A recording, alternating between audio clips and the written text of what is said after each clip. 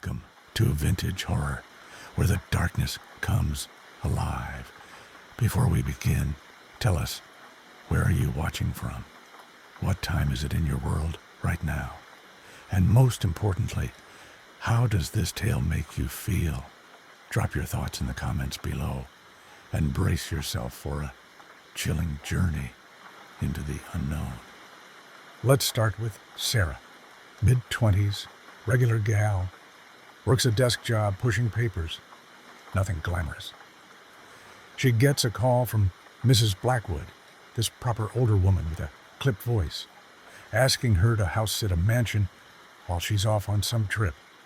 Sarah's thinking extra cash, maybe a quiet weekend. Sounds easy. She pulls up in her rattling sedan as dusk settles, tires crunching on gravel. And there it is, a hulking beast of a house, all gray stone and pointed arches, windows like dark eyes staring down. The air is crisp, October biting at her fingertips, and there's this prickle on her neck she can't shake as she steps out, keys jangling in her hand, big, old-fashioned ones, cold as ice. She wrestles with the lock. The heavy oak door groans open like it's waking from a long sleep, the sound echoing through this massive entryway. "Hello?" she calls, her voice small, swallowed by the vastness.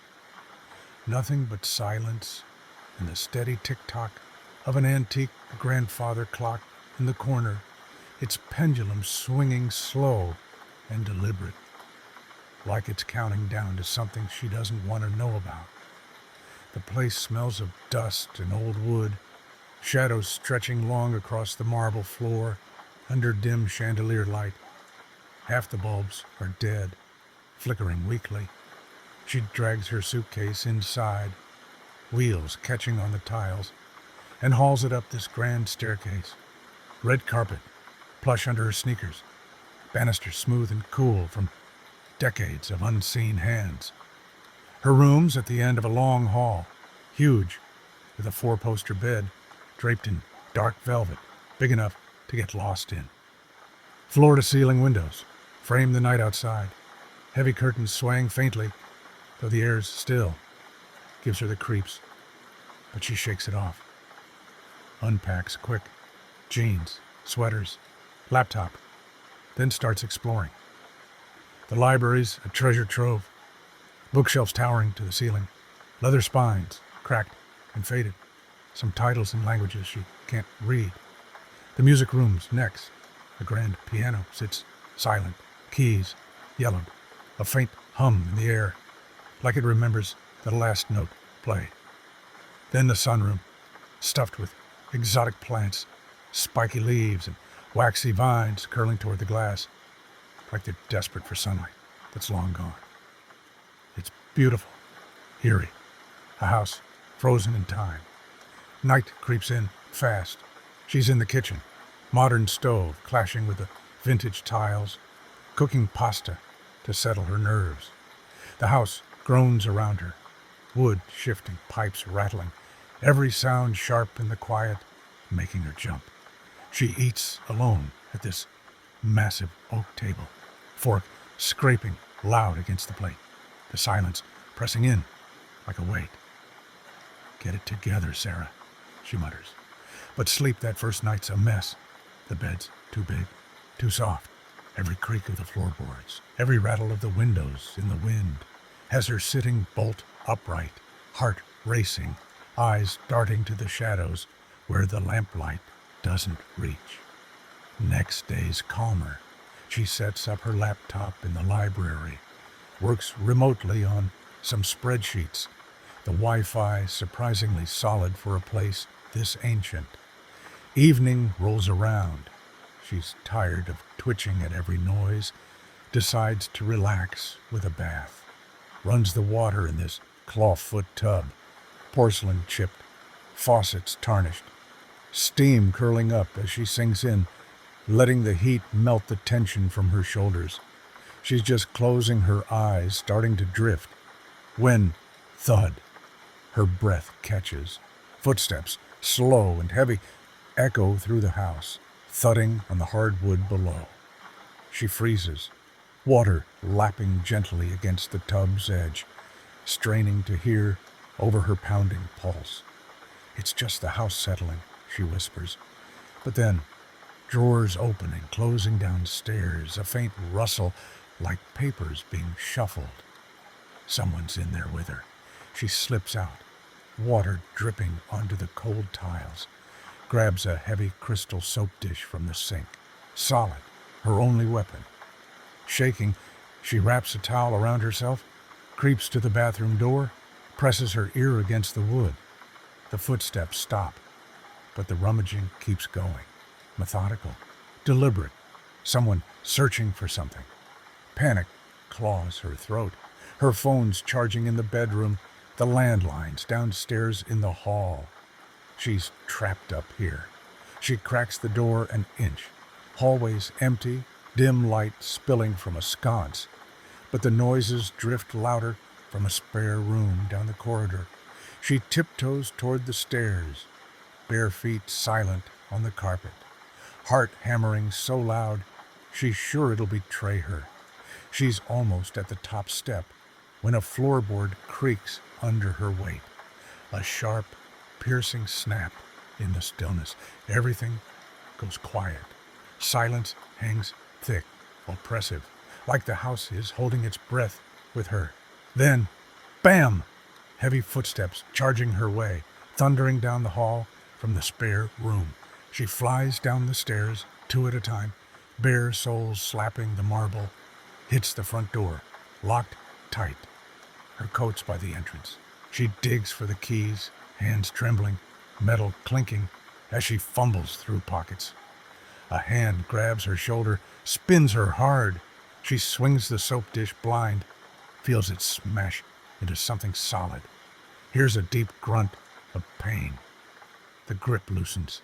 She doesn't look back, just bolts. The kitchen's her lifeline. Back door's there, past the island and the gleaming fridge. She stumbles through the dark, slams into the counter, bites back a cry as pain flares in her hip. Finds the glass door, fumbles the handle, sweaty fingers slipping, yanks it open with a desperate heave, bursts into the night. Cool air hits her like a slap. The vast lawn stretching out under a starless sky. Trees, a dark, jagged wall at the edge. She runs, socks soaking in the wet grass, towel flapping, no plan but to get away. Stop! A deep voice bellows behind her, low, commanding, cutting through the wind like a knife. She doesn't, keeps going. Branches whipping her face as she plunges into the woods, roots snagging her feet, thorns tearing at her skin. Her lungs burn, legs turn to lead. She's crashing through underbrush, breath ragged, the cold biting deeper with every step. She runs till her body screams to stop. Then lights flicker ahead through the trees. A house. She stumbles toward it, relief flooding her, then freezes. It's the mansion. She'd circled back in her blind panic, the Gothic spires looming mockingly from the gloom. But there's a police car in the drive now, one that wasn't there before, and Mrs. Blackwood's rushing out with an officer, her gray hair wild in the wind. Sarah, dear, thank God you're safe, she cries, wrapping a shawl around her shivering shoulders. What happened? Sarah's gasping, words tumbling out. Someone was in the house, an intruder. He chased me. Mrs. Blackwood and the cop exchange a glance, hesitant. Sarah, she says gently, there's no intruder. It's just Harold. Harold, her husband, steps out from the doorway, tall and lean, graying hair mussed, a bruise blooming on his cheek where the soap dish connected. Sorry for scaring you, lass, he says, voice deep, the same one that shouted in the woods. My trip ended early, came home to surprise her. Didn't know you'd be here. Adrenaline drains fast. Sarah's legs wobble, knees buckling as the truth sinks in. It was him, bumbling around in the dark, rummaging for his glasses so he wouldn't wake her with lights. She'd clocked him good. He rubs his cheek, sheepish, wincing a little. They laugh it off over tea in the kitchen. Mrs. Blackwood fussing the cop there because Harold had called about a burglar hitting him before realizing it was Sarah. Apologies all around. A funny story in the end. But that night, back in that massive bed, covers pulled tight to her chin, Sarah's staring at the shadows dancing on the walls. The house feels bigger, emptier. How many corners could hide someone? What if it hadn't been Harold? Sleep's a long time coming, and when it arrives, it's restless, plagued by creaks and the echo of footsteps she can't unhear. Now let's talk Jake. He's an outdoors guy, grew up in the Pacific Northwest, where the forests are thick and the mountains tower over everything. He's on a solo hike in the Cascade Mountains, 2 days planned, just him, his pack, and the wild he loves.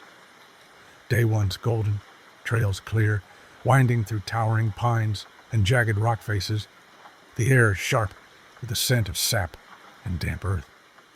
He's in his element. The boots is sinking into the soft soil. Compass swinging on its cord around his neck, feeling like he could walk forever and never tire of it. Day 2. Things shift. The trail starts fading, less defined, swallowed by underbrush and moss, and the markers he relied on yesterday disappearing into the green. He's not worried.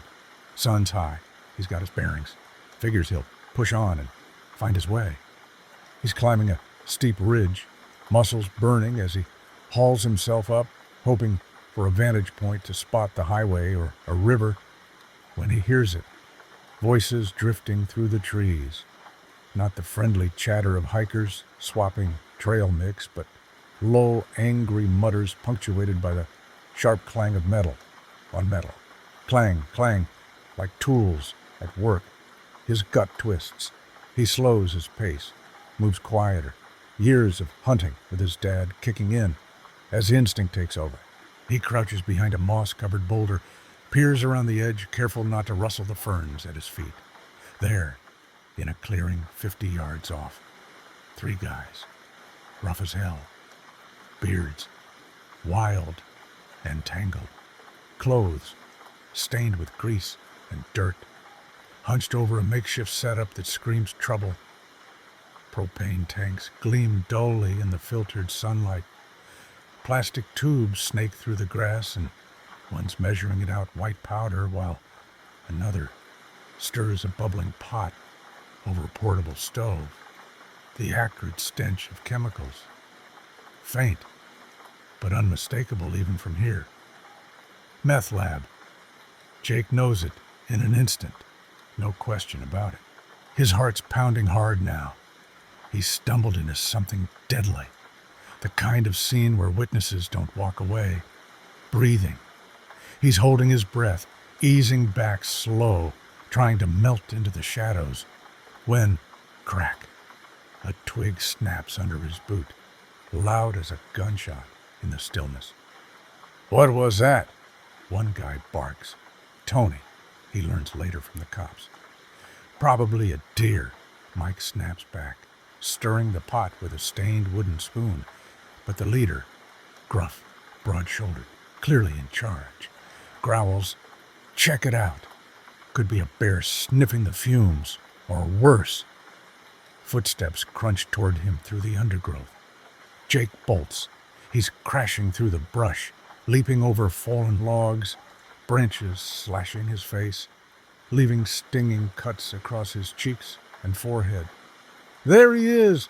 Tony shouts, pursuits on, heavy boots pounding the earth, voices barking orders behind him. He's running blind, no clue where he's going, just away. Forest blurring into a chaos of green and brown, his pack bouncing hard against his spine. The ground vanishes under him. He's tumbling down a steep slope, worlds spinning, rocks jabbing into his ribs and thighs as he rolls. Lands hard at the bottom, breath knocked out in a ragged wheeze, pain radiating through his chest. Dazed, he hears them sliding down after him. Grunts, curses, the clatter of loose stones. He forces himself up, legs screaming in protest, and runs again. Trees close, in tighter here. Branches thicker, slowing him, but slowing them too. His lungs burn, throat raw from gasping the cold air, but fears, a hell of a fuel, keeps him moving when his body begs to collapse. He bursts out of the tree line onto a paved road, empty, cracked asphalt, stretching into the hazy distance. Hope flares. Where there's a road, there's civilization eventually. He staggers along, socks soaked from a stream. He didn't notice, crossing, glancing back every few steps. Nothing yet, but he hears distant shouts. Faint, but persistent. They're still out there hunting him. Then, lights flicker ahead, through the trees, faint against the deepening dusk. A gas station, neon sign, garish and buzzing, the most beautiful thing he's ever seen. He stumbles into the gravel lot, wild-eyed, covered in cuts and mud, startling an old man filling his pickup at the pump. "Please," Jake gasps, voice hoarse and breaking. "Call the police. I need help." The old guy stares a second, takes in the blood, the panic, then hustles inside with the clerk, who's already grabbing the phone and dialing 911. Jake sinks to the ground, legs giving out under him as sirens wail closer, growing louder in the twilight. Cops swarm the scene later, find the lab, abandoned but reeking of chemicals, scattered gear and powder, proving it wasn't some fevered hallucination. No sign of Tony, Mike, or the leader. They've melted into the wilderness like ghosts, leaving nothing but tracks and a bad smell. Jake's a mess. Bruised ribs, scratched face, twisted ankle, but alive. Docs patch him up in the ER. Cops take his statement, assure him they'll hunt those bastards down, though their eyes say they're not optimistic. He still hikes. Can't let the woods go. They're too much a part of him. But it's different now, tainted. Every snapping twig, every rustle in the undergrowth. He's spinning around, expecting a glint of steel or a shattered figure with a snarl. The forest was his sanctuary once, a place to escape the noise of the world. Now it's a maze where danger hides behind every tree, and he's never truly alone out there anymore. Not with those echoes chasing him through the pines. Picture Mike, night security at Westfield Mall, 3 years on the job, knows the place like his own house. It's a dull gig most nights. Walk the rounds, check the locks, make sure no one's camping out in the food court after closing. The mall's creepy when it's empty.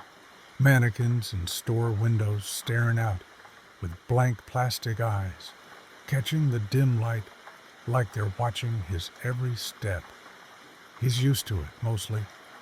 Tells himself they're just dummies, but it still gets under his skin if he lingers too long near them. One night, his shift kicks off at 10 p.m. Cleaning crews just leaving. Janice, the floor polisher, giving him a tired wave as she hauls her machine out. "All quiet tonight, Mike," she says, voice rough from years of cigarettes. "See you tomorrow." He nods, settles into the security office, a cramped box of a room stuffed with monitors, showing grainy feeds from dozens of cameras across the mall. He's sipping lukewarm coffee, flipping through a car magazine, when midnight rolls around. He grabs his flashlight, heads out for his first patrol. Second floor, by the atrium fountain, water shut off, just a dry basin now. He hears it. Metal, scraping against metal. Faint, but sharp, like a blade dragged across stone. "Hello?" he calls, voice bouncing off the tiled floors and glass storefronts, unnaturally loud in the stillness. No answer, just the hum of the HVAC overhead, a constant drone. He pulls his flashlight, sweeps the beam across the darkened stores. Nothing out of place, just racks of clothes and shadowy displays, mannequins frozen mid-pose. Old pipes, he mutters, trying to shake the unease creeping up his spine, but his hand tightens on the flashlight. Anyway, the weight of it grounding him. He keeps going, senses dialed up. Every shadow's deeper now, every distant hum amplified in his ears. Back in the office, he's scanning the monitors, coffee gone cold, when, there, a shadow flits across one screen too fast to make out. His heart kicks up a notch. He rewinds the footage, squinting at the grainy image. There it is, again. A figure darting past the camera in the east wing, blurry, gone in a blink. His mouth goes dry. Someone's in the mall with him, no doubt about it. Radio's an option. Call for backup. But what if it's just a trick of the light?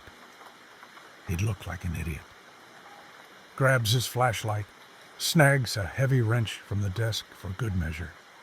Better safe than sorry. And heads out into the quiet. The corridors feel different now. Menacing, like the mall's holding its breath, waiting for something to happen. Every storefront's a potential ambush spot. Every shadow a hiding place. He's near the electronics store when that scraping hits again. Louder, closer, coming from inside. The security gate's intact, but there's a gap at the bottom, big enough for someone to squeeze under if they're desperate. He ducks through, wincing as the metal grates against the floor, steps into pitch black. Displays loom like ghosts, TVs, computers, silent sentinels in the dark. His flashlight beams pitiful, trembling slightly as he grips the wrench tighter, sweat beading on his palms, despite the chill. Security, he calls, forcing his voice steady, despite the pulse hammering in his throat. Show yourself. Silence stretches, thick and heavy. Then a crash from the back of the store, sharp and sudden, like something heavy hitting the floor. He swings the light, catches a glimpse of movement, something ducking behind a shelf. Another crash, closer. He spins, beam darting, sees nothing but shadows. They're playing with him, he realizes, toying like a cat with a cornered mouse. Suddenly, the store lights flicker on. He blinks, momentarily blinded, vision swimming as the fluorescents buzz to life overhead. When his eyes adjust, 3 guys, all in black, ski masks covering their faces. One's got a crowbar, another a knife, glinting wickedly under the harsh light. The third, leader maybe, stands center, hands empty but radiating threat, broad shoulders squared. Well, he says, voice muffled by the mask, low and mocking. Looks like we've got company, boys. They laugh, chilling, hollow, echoing off the walls like a bad dream. Mike raises the wrench, fakes bravado he doesn't feel. Years of training kicking in, keeping his stance steady. You're trespassing, he says, surprised his voice doesn't crack. Leave now, or I call the cops. They laugh again, colder this time, the sound curling his stomach. I don't think you get it, the leader says, stepping forward, boots deliberate on the tile. We're not going anywhere, and neither are you. They spread out, slow and methodical, cutting off his exits. Crowbar guy to the left, a knife guy to the right. Leader, straight ahead. Mike backs up, mind racing, outnumbered, outarmed, no way to reach the radio clipped to his belt. His back hits a display stand, an idea sparks, desperate, but all he's got. He grabs a laptop off the shelf, hurls it at the nearest guy, crowbar man, who ducks, cursing loud as it smashes into a monitor behind him. That split-second chaos is his window. He runs, darting between aisles, knocking over displays to slow them. Stacks of speakers crash, cords tangle, a mess of noise and obstacles in his wake. He hits the gate, slides under fast, scrambles to his feet. Footsteps pound behind him, close, too close. Shouts echoing through the cavernous mall. Get him! He's sprinting now, past the fountain, storefronts blurring by. Shoes squeak on the polished floor, breath burning in his chest. They're gaining. He veers sharp, dives into the service corridors, narrow, dark, emergency lights, casting long, twisted shadows on the concrete walls. Left turn, right, another right. He's lost in the maze, walls closing in, but their footsteps still ring out, relentless, bouncing off the hard surfaces. Down to the basement, hulking machinery hums loud, generators and HVAC units drowning out everything, a deafening roar that masks sound. He crouches behind a massive boiler, its heat seeping through his uniform, breath ragged and hot in the tight space. A flashlight beam sweeps past, inches from his feet, catching the edge of his shoe. He freezes, lungs burning as he holds his breath, muscles locked tight. The beam moves on. He waits, ears straining over the mechanical drone, then creeps toward the stairs, keeping low. A hand grabs his shoulder. He spins, swings the wrench blind, connects with something solid. Grunt of pain, grip gone. He doesn't look, just runs, taking the stairs 2 at a time, legs shaking but moving on pure adrenaline. Bursts back into the main mall, exits ahead, glass doors promising freedom beyond the parking lot. He slams into it full speed. Locked, of course. He locked it himself at the start of his shift, like always. Keys shake in his hands, jangling on the ring. Behind him, shouts grow louder, footsteps rounding the corner fast. "Turn, damn you!" he hisses, fumbling through the keys. Lock, clicks, blessedly loud. He yanks the door open, bursts into the night, cool air hitting his face like a lifeline. Sprints across the empty lot, not daring to look back. Doesn't stop till he's crashing through the door of the 24-hour diner across the street. Neon sign buzzing overhead. "Call the police," he gasps to the lone waitress, her eyes wide as she scrambles for the phone behind the counter, coffee pot still in hand. Cops swarm the mall later, search every inch, find nothing but a crowbar wedged under a shelf and smashed displays in the electronics store. No sign of the three. Vanished like smoke into the night, leaving only chaos behind. Mike quits the next day. Can't face those corridors again. Can't shake the feeling of being hunted through the dark. Sometimes, late at night, he wakes in a cold sweat, the echo of footsteps pounding in his ears, wondering what would have happened if he hadn't found that key in time, if the door hadn't opened when it did. Here's Alex and Sarah, sweet couple, been together a couple years, solid as they come. Alex is an outdoors nut, loves the wild, the solitude, the way the world shrinks down to just him and nature. So, for their anniversary, he pitches a camping trip deep in the Ozarks, far off the tourist trails, where it's just trees and sky. Sarah's game.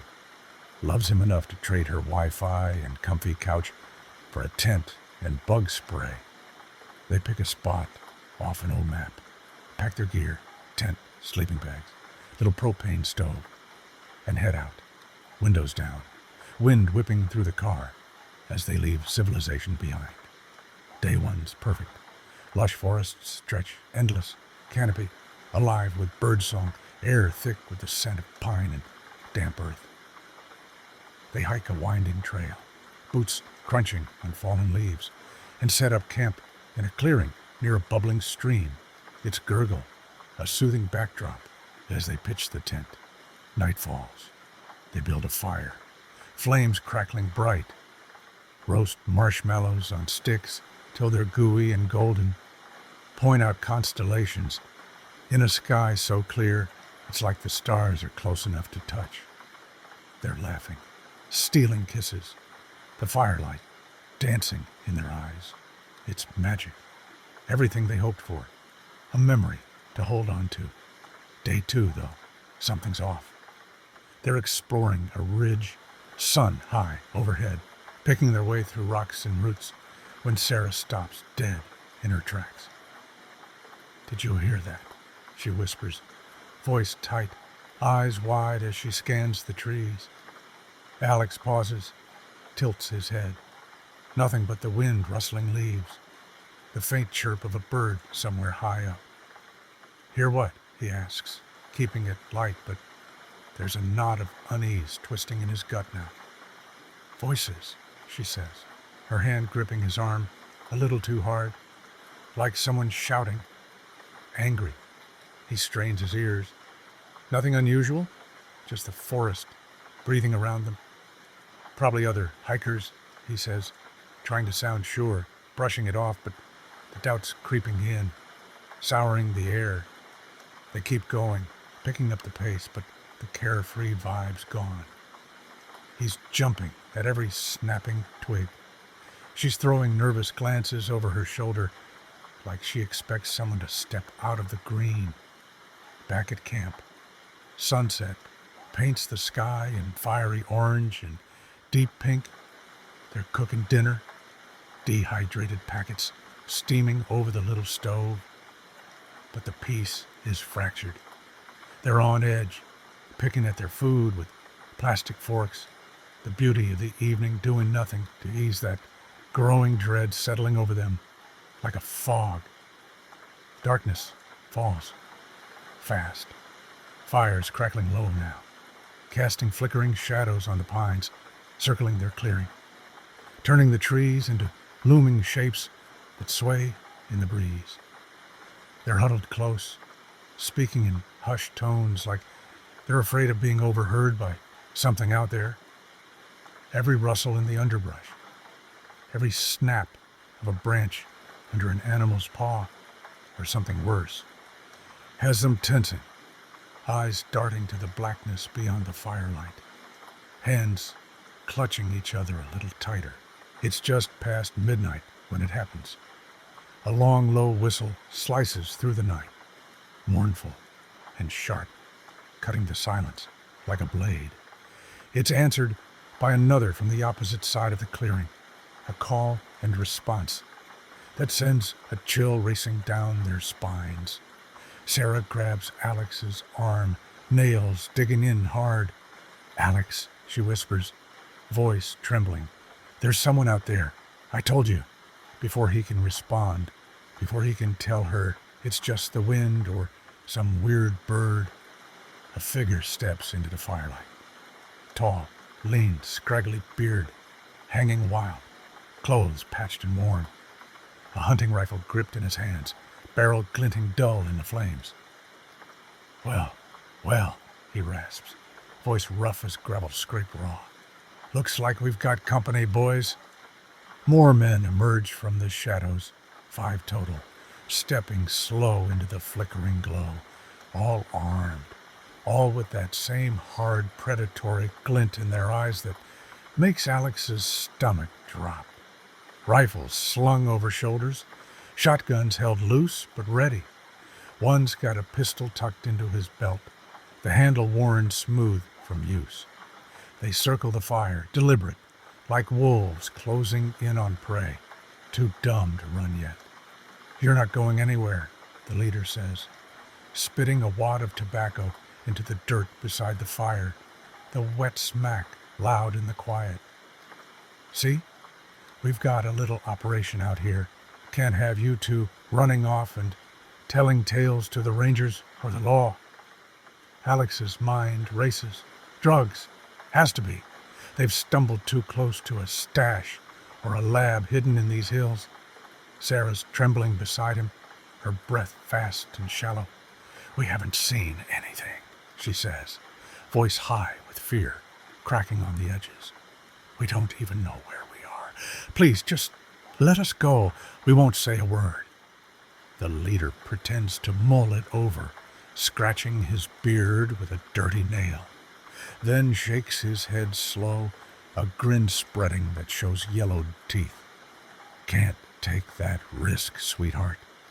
You're staying with us a while, maybe a long while." One of the men pulls out a length of rope, coarse, frayed, glinting in the firelight as he steps closer. And that's when instinct kicks in, raw and primal. Alex grabs a burning log from the fire, embers sparking, as he rips it free and hurls it at the nearest guy, the rope man. It hits his chest. Sparks scatter wild. He yells in pain and surprise, stumbling back. "Run!" Alex shouts, shoving Sarah toward the darkest part of the forest, away from the light and into the unknown. They take off, crashing through the underbrush, branches whipping their faces, roots threatening to trip them with every frantic step. Behind, shouts of anger erupt. "Get 'em!" Flashlight beams slice through the trees, hunting them, dancing across trunks and leaves. They're running blind, no idea where they're headed, just away. Hearts slamming, breaths ragged, the forest a tangle of shadows and obstacles. The men know these woods. They're gaining fast, beams dancing closer, voices barking orders, sharp and furious. Alex grabs Sarah's hand. She stumbles on a rock. He catches her arm. "Keep going," he gasps, pulling her along, her sobs swallowed by the wind. They hit a ravine, steep, 10 feet across, the stream below, a roaring torrent in the dark, white water gleaming faintly under the stars. "What do we do?" Sarah cries, eyes wild, tears streaking her dirty face. Alex looks back, flashlights closing in, voices loud now, too close. "We have to jump," he says, gripping her hand tight, feeling her tremble. "We can make it. On 3. 1, 2, 3. They leap. Air rushes past, cold and biting. Water roaring below. They hit the far side hard, roll into the dirt with a bone-jarring thud, pain shooting through their legs and sides. Scramble up, dive into the trees. Pursuit's fainter now, the ravine slowing the men, their shouts muffled by the distance and the rush of the stream. The night's a blur, running, hiding, ducking into thickets whenever beams sweep near, thorns tearing at their clothes and skin. Fear drives them when exhaustion begs them to stop. Every sound's a threat, every shadow a hunter lurking just out of sight. Dawn breaks, slow, gray light filtering through the canopy. They hear it, the distant hum of traffic, faint but real. A lifeline calling them out of the nightmare. They burst out of the tree line onto a road, paved, cracked, but solid under their feet. Flag down an old pickup, rumbling by, farmer at the wheel staring wide-eyed at their dirty, bleeding faces as they pile in. "Police," Alex babbles, voice raw. "We need the police. Men with guns. They're after us." He drives them to the nearest station. They spill everything, words tumbling out in a frantic rush, hands still shaking. Cops send search parties into the woods. No trace of the men or their setup, just trampled brush where the camp once stood, a fire pit, cold and scattered. Maybe they cleared out fast, knowing the law was coming. Or maybe they're still out there, waiting. Alex and Sarah heal, physically at least, cuts and bruises fading. But camping's off the table for good. Nightmares linger, filled with low whistles and the thud of boots in the dark. A reminder of how close they came to not making it back. They're stronger together now, clinging tighter, but some scars cut too deep to ever fully fade, etched into their bones by that night. in the Ozarks. Jack's a long-haul trucker, 20 years hauling loads across the country, seen his share of oddities under the endless stretch of highway sky. This night's different, though, one that'll stick with him till his last mile. He's hauling a load of electronics from Chicago to Phoenix, midnight, ticking past on the dash clock, highway stretching into the black ahead. Radios on low, some late-night nut jabbering about alien abductions and government cover-ups. Jack chuckles dry, shaking his head, thinking folks will believe anything to spice up their dull lives. Then he spots him, a lone figure on the shoulder, thumb out, silhouette sharp against the moonless dark, standing still as death. Jack's not big on picking up hitchhikers. Too many horror stories swapped over diner coffee, too many risks when you're alone with a stranger and miles of nothing. But something about this guy makes him ease off the gas, brakes hissing as he slows the rig. Maybe it's the late hour, the desolate stretch of road, or just the itch for company after hours of silence. He pulls over, dust kicking up, leans across to pop the passenger door. "Where are you headed?" he asks as the guy climbs in. Lean, early 30s, close-cropped hair, eyes sharp and restless under the cab's dim light, clutching a small duffel bag, like it's his lifeline. "West," he says, voice clipped, settling stiff into the seat. "Far as you're going?" Jack nods. "I'm Jack." "Mike," the guy replies. No handshake, no smile, just a quick glance that doesn't linger. They roll on, engine rumbling steady, tires whispering on the asphalt, the night swallowing the world outside. Jack tries to break the ice. Where's he from? What's his deal? But Mike's answers are short, evasive, eyes flicking to the side mirrors every few minutes, like he's expecting something to appear. "Cold out there tonight," Jack says, fishing. "Yeah," Mike mutters, hands tightening on the duffel, throwing quick calculating glances Jack's way that set his nerves jangling. Jack lets it drop, focuses on the road, yellow lines stretching endless under his headlights, but his guts tightening. Years on the road have honed his instincts, and they're screaming now that something's off, bad off. They're on a desolate stretch, nothing but scrub and stars, no towns for miles. When Mike's voice cuts through tight and hard as steel. "Pull over." Jack glances over, freezes cold. Mike's got a gun, small but deadly, a snub-nosed revolver pointed straight at him, finger steady on the trigger. "Pull over now," he repeats, eyes locked on Jack's. No hesitation in him. Jack's mind races. Robbery, murder. His wife's face flashes. Kids, too. Will he see him again, or is this it? "Look, man," he says, voice calm despite the sweat beading on his neck, keeping his hands visible on the wheel. "If it's money, I've got cash in my wallet. Take it, no trouble. Just let me be." Mike laughs, harsh, humorless, a sound that chills Jack deeper than the gun. "This ain't about money, Jack. It's about survival. Pull over before I paint your cab with your brains." Jack eases the rig onto the shoulder. Dust kicks up thick. Brakes hiss loud in the quiet. Mike's out fast, snatching the keys from the ignition with a quick jerk. "Get out!" Jack climbs down slow, legs jelly under him, hands up as the gun tracks his every move. The barrel, a black hole, staring him down. "What do you want?" he asks, hating the shake in his voice, the way it betrays the fear clawing his chest. "Your truck," Mike says, flat and final, "and you're driving it. Get back in. Move." Jack's back in the driver's seat, Mike beside him, gun steady. Hours pass, landscape shifting slow as they head west. Mike barking directions, sharp and curt, eyes scanning the mirrors like a hunted animal waiting for the jaws to close. "Who are you running from?" Jack finally asks.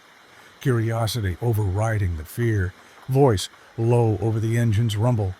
Mike's quiet so long Jack thinks he won't answer, staring out at the dark. Then, "Bad people," he mutters, soft, almost to himself. "Want me dead 'cause I know things they don't want out, things I've seen." Jack's mind spins. Whistleblower? Witness? Mob hit? Whatever it is, he's neck deep in it now, no way out but forward. Dawn breaks. Slow. Sky pinking up over the horizon.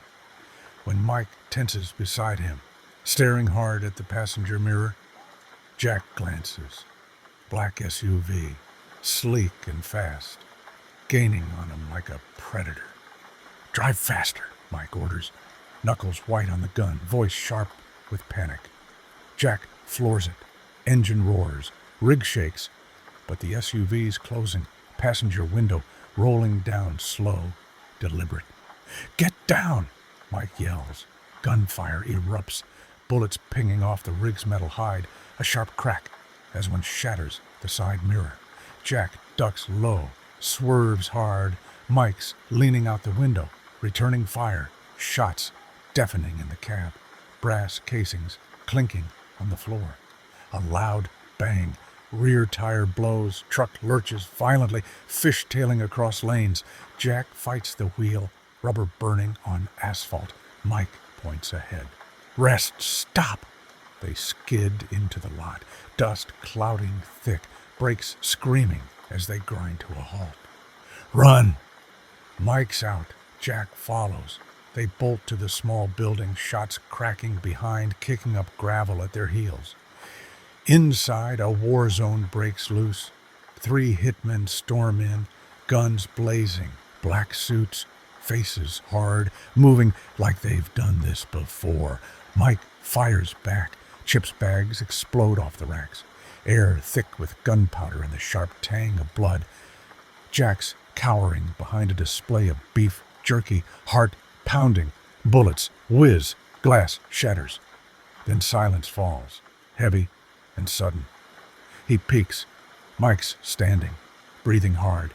Hitmen down in pools of red, one still twitching till Mike puts a final shot in him. "Sorry," he says, grim, voice flat. Meets Jack's eyes a second, then slips out the back door into the dawn. Sirens wail closer. Cops swarm, the rest stop. Take Jack's shaky story. Guns drawn till they're sure he's not a threat. Mike's a whistleblower, they say later. Syndicate after him. Hitmen sent to silence him for good. Intel he'd leaked about some big players. He's gone. Vanished into the desert like a ghost, leaving Jack with a wrecked rig and a story no one fully believes. Jack's cleared, sent home shaking, but he's changed. Still drives, has to. It's his life. But no hitchhikers. Never again. The road's too dark now, too stained with blood, and the echo of gunfire he can't unhear. Emily's driving home, late. Long day. Just nailed a job interview in the next state. Riding high on hope and caffeine. Highways a ribbon of black, stretching into the night. Moonless and empty. Just her and the hum of her old sedan. Headlights cutting through the dark. She's tired but wired, still hours to go, singing off-key to the radio to stay awake.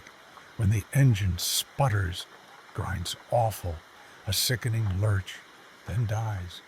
She coasts to the shoulder, momentum fading, pulls the key. Nothing, not even a cough, just silence and the tick of cooling metal. No, she mutters, panic rising as she sits there, breath fogging the windshield. The world shrinking to this dead car on a lonely road. She checks her phone. No bars, signal flat, middle of nowhere, doing its job too well. Pops the hood, steps into the biting chill, engines a maze of pipes and wires, a greasy puzzle she's got no hope of solving. She's about to slam it shut, cursing her luck, when headlights flare in the distance. An old pickup slows, pulls over behind her, gravel crunching loud. Guy stubs out, middle-aged, weathered face under a trucker cap, calloused hands stuffed in a flannel shirt, jeans worn thin at the knees. Looks like a farmer, maybe a mechanic. Safe enough, she hopes. "Car trouble?" he calls, voice gruff but friendly, a faint drawl softening it. "Yeah," she says, nerves jangling, arms crossed tight against the cold. "Just died on me. Don't suppose you know engines?" He chuckles. "Might know a thing or two. Mind if I take a look?" She steps aside. He pokes around under the hood, flashlight bobbing as he peers at belts and hoses, making thoughtful grunts like he's diagnosing a sick animal. "Well," he says, straightening up, wiping greasy hands on his jeans. "Timing belt's shot to hell. Can't fix it out here. No tools for that." Her heart sinks. "Got a phone I could borrow?" "Mine's got no signal." He shakes his head, shrugging. "Don't believe in carrying 'em?" "Tell you what, I can give you a ride to town. Mechanic. They'll sort you out come morning." She hesitates. Every instinct screams stranger danger, every horror movie she's ever seen flashing red. But it's freezing. No cars for miles. And what choice does she have? "That'd be great," she hears herself say, forcing a smile. "Thanks." "Name's Tom," he says, offering a grin. Doesn't quite reach his eyes, too tight at the corners. "Emily," she replies, grabbing her purse from the car, locking it out of habit, though it's useless now. They climb into his truck. Cab smells of old oil and stale tobacco, seats cracked vinyl that sticks to her jeans. He keeps up small talk as they pull onto the highway, asks where she's from, where she's headed, what brought her out this way. She's vague. Unease growing. Something's off. A hollowness in his tone, the way his eyes flick to her, then away too fast. 20 minutes pass. No town, no lights, just endless dark rolling by. Trees, skeletal against the sky. "How much further?" she asks, keeping it casual, fingers tightening on her purse strap. He glances over, eyes cold now, smile gone, face hard in the dashboard glow. "We're not going to town, Emily." Blood runs cold. She grabs the door handle. Locked. Child safety clicked on. No give. "Please," she says, voice shaking, pleading now. "Just let me out. I won't tell anyone, I swear." He laughs. Harsh, skin crawling, a sound that fills the cab like poison. "Oh, I know you won't. No one ever does." He speeds up, truck rattling, starts ranting, words spilling out. "You shouldn't trust strangers, Emily. Should have stayed with your car. Bad things happen to girls who aren't careful, girls who think they're smart." Tears prick her eyes. She forces them back, won't give him the satisfaction, mind racing for a way out. Grab the wheel? Too fast, they'd crash, die together. Reason with him? Those eyes, flat, dead, say he's past reasoning, lost to whatever's driving him. An idea hits, risky, desperate, but it's all she's got. She starts coughing, violent, doubling over, choking noises, loud and ragged. "Can't breathe!" Tom looks over, uncertain, brow furrowing. "Hey, cut that out." She slumps in the seat, wheezing hard. He slows the truck, leans to shake her, one hand off the wheel. Her eyes snap open, drives her elbow into his nose with everything she's got. Feels it crunch under the blow. He reels back, howling, blood streaming. She lunges for the keys, yanks them from the ignition, engine dying as the truck swerves, scrabbles at the lock. His hand snags her hair, yanks hard. She screams, twists, digs her fingers into his eyes without mercy, gouging deep. He lets go, shrieking, hands clawing at his face. She tumbles out onto the hard shoulder, pain shooting through her as she hits gravel. She's up, running. Darkness, alive with wind and rustling grass. Tom cursing behind her, stumbling blind out of the cab, blood streaking his face. She's younger, faster, keeps going. Keys cutting into her palm as she grips him tight, bare feet pounding the cold ground after losing a shoe in the fall. Hours blur, lungs burn, legs ache. Every step, a fight, then lights ahead, a gas station glowing like a beacon in the night. She bursts through the door. "Call the police!" She gasps to the sleepy clerk, collapsing against the counter as adrenaline drains, legs giving out under her. Cops nab Tom later. Truck stuck on the highway, no spare keys, him half blind and raging, link him to missing folks along that stretch, a trail of vanishings going back years.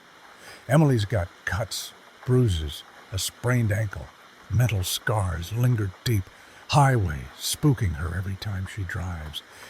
But she outsmarted a monster, lived to tell it. And that's a victory she clings to when the nights get too quiet. Jake's with his crew, Tom, Sarah, Mike, Lizzie. Urban explorers chasing the thrill of abandoned places, this time hitting Millbrook Factory, a crumbling giant on the edge of town. Chain link fence is rusted, bent wide, easy to slip through, their sneakers crunching on gravel and broken glass as they cross the overgrown lot. Cameras out, adrenaline pumping. They duck through a side door, hanging off its hinges, stepping into the dark. Insides musty, thick with years of dust clogging the air. Beams of sunlight stab through holes in the roof, illuminating rusted machinery and collapsed shelving. A graveyard of industry left to rot. "Split up," Tom says, grinning wide. "Cover more ground. Get better shots." Jake's uneasy. Place is too big, too isolated. Echoes bouncing off the walls. But they're buzzing with excitement. Scatter in pairs into the gloom. Jake's alone, deeper in. Flashlight cuts through the dark, bouncing off grimy windows fogged with age. He's in an old office area, desks tipped over, papers rotting into mush. When he hears it, shuffling, too heavy for a rat, too deliberate for wind. "Guys," he calls, voice small in the vastness. Silence answers, oppressive and thick. A shadow darts past a doorway. He creeps closer, hears rough whispers, low and urgent. Words he can't make out, but the tone's all wrong. Peeks around the frame. 3 men, crates stacked between them, passing packages wrapped tight. Drugs, no doubt. Coke or pills or worse.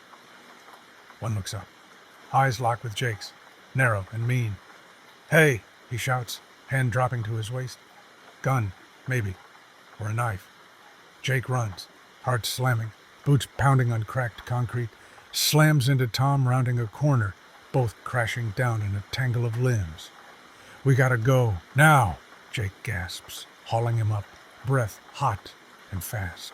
They grab Sarah, rushed explanation as they move, her camera swinging wild. Then Lizzie screams from a big open room ahead, high and sharp. They burst in. She's backed into a corner by a hulking machine, one guy advancing, his shadow swallowing her small frame. Jake grabs a rusted pipe from the floor, charges, catches him in the shoulder with a wild swing, drops him, yelling, clutching the hip. Mike's on the floor nearby, breathing just out cold, blood trickling from his temple. They haul him up, arm over Jake's shoulder. The guy's rising, murder in his eyes. Buddy's storming in from a side door. "Wrong place, kids," one growls, voice like gravel. They're trapped, surrounded. Jake spots a conveyor belt, sloping up to an upper level. "There!" he hisses, pointing. They scramble up, sharp edges cutting hands, metal groaning under their weight. Gunshot cracks, bullet pings off the belt, metal shakes. They hit the catwalks, factory sprawling below in a maze of rust and shadow. Sprint across structures swaying, boards creaking, reach a faded exit sign, yank the door. Rusted fire escape clatters under them as they half fall down, hitting ground hard.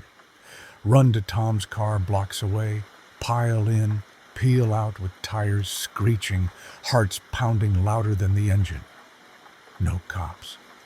They're too scared of payback, of those guys tracking them down. Factory stands silent, decaying, whispering its secrets to the night, waiting for the next fools to wander in. Carlos, night janitor at Oak Ridge, 5 years mopping floors and wiping desks, knows every inch of the 10-story building from the CEO's penthouse office to the basement closets. One night, 10 p.m. shift, last workaholics trudge out. Marjorie from accounting lugging files past him, giving a tired smile. Late night again, he asks, pushing his cart. Tax season, she sighs, disappearing into the elevator. He starts top floor, vacuuming plush carpets, emptying trash cans, wiping down glass desks, mind wandering to the novel he's been scratching out in his spare time, a detective thing he's proud of. Crash hits, muffled curses drift up, 3rd or 4th floor, sharp in the quiet. Not Marjorie. She's prim, doesn't swear like that. He pauses, vacuum humming, unease prickles his neck. Creeps to the stairwell. Emergency lights cast long shadows down the steps. Hears urgent whispers now, low and fast. Peeks over the railing, 3 guys in black, rifling desks on the 4th floor. Flashlights darting like fireflies. Thieves. He needs the security line downstairs fast. Sneaks down, sticking to the walls. Door creaks above as they move, footsteps echoing. He's exposed. Ducks into the 3rd floor, dives into a supply closet. Cleaner stink burns his nose. Paper stacks press against his back. Holds his breath as flashlight beams sweep past the crack under the door. Nothing here, one growls. Voice rough. They move on, boots fading. He bolts, takes the stairs 2 at a time to the basement, a maze of pipes and humming machines. One grabs his arm from the dark. He swings a mop handle wild, connects, breaks free with a grunt behind him. Hits the street, cold air biting, flags a passing patrol car. Cops find messed up files, drawers, yanked open, no arrests. Thieves gone. Carlos keeps it hushed. Too many dark corners linger in that building. Too many nights left to work alone. Lisa's crashing at Starlight Motel, cheap, rundown, neon sign buzzing half dead outside her window. She's brushing her teeth when she notices the painting, a faded landscape, hanging crooked. Adjusts it, hole behind it, small but deliberate, and an eye stares back, unblinking. She gasps, drops the brush, door creaks. Earl, the owner's there, calm, too calm, knife glinting in his hand. Leaving already, he says, voice oily. She swings her heavy bag, catches his jaw, knees him hard, scrambles to her car, drives off shaking, jumping at every headlight in the mirror. Cops raid later, tie Earl to missing folks, find peepholes drilled through walls. A watcher's paradise. Lisa's done with motels. Nightmares of eyes keep her up, staring from the dark. Alex loves Halloween. Jen drags him to a mansion bash. Masks mandatory. Invites cryptic. Red-cloaked figures mingle.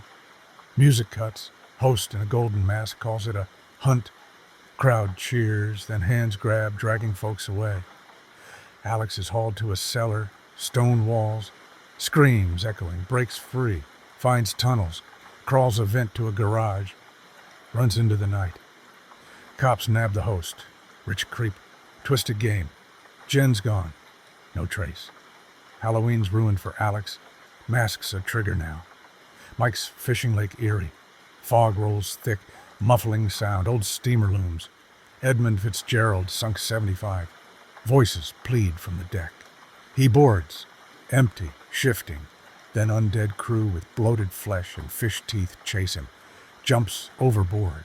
Coast Guard pulls him from icy water. No boats now. Horns haunt foggy nights. Claire's car dies in a blizzard. Stumbles to Jack's cabin. Maps and gear strewn wild. Spots a bound hiker in a back room. Jack ties her up. Rants about storms and sacrifices. Smashes a jar on his head. Frees the guy. They flee into snow. Jack's gone. Cops find oddities. No answers. Claire skips back roads, spooked. Aaron and Tom camp in the Ozarks. Poachers with guns track 'em. Voices barking. Run. Tumble down a slope. Hide. Climb rocks to a ranger station. Back up. Scatters 'em. Caught later. Camping's cautious. Trust shaken. Alex hikes the Cascades. Finds graves. Fresh and old. Rifleman calls out. He throws a rock. Runs. Tumbles to a road. Old man drives him to cops. Bodies found. Killer gone. Hikes with groups. Wary. Jack's at Big Rigs. Spots a scared girl. Sees trafficking vibes. Calls 911. Thug confronts. He throws coffee. Runs. Cops bust the ring. Girl's saved. Jack writes now, done clerking. Maya's at Ravenswood. Ghost girl with black eyes. Spirits chase her through halls. Dives out a window. Cameras trashed. Proof lost. No more exploring. Ravenswood waits, whispering.